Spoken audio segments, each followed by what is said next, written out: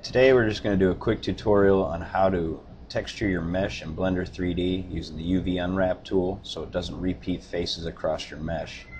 I just made a quick stone or rock shape out of a UV sphere for this tutorial. You can texture any type of mesh you want.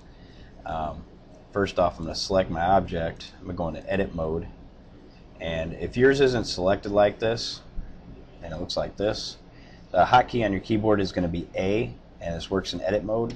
So let's select all faces, and then I'm going to come down here to this line right here when my cursor goes to a double arrow. I'm going to right click and select split areas, and then in my right area over here I'm going to go to UV image editor.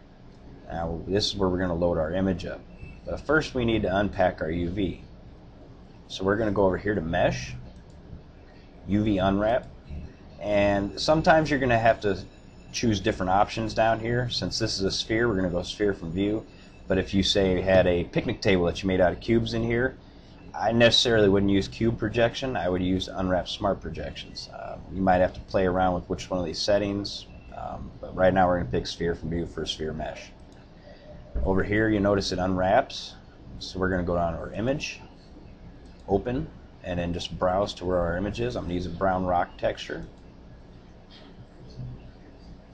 And the best way I see to preview this that I've used is I just go to texture paint, and now I can just kind of rotate around my object, and we got a more realistic looking rock. And that's as easy as it is.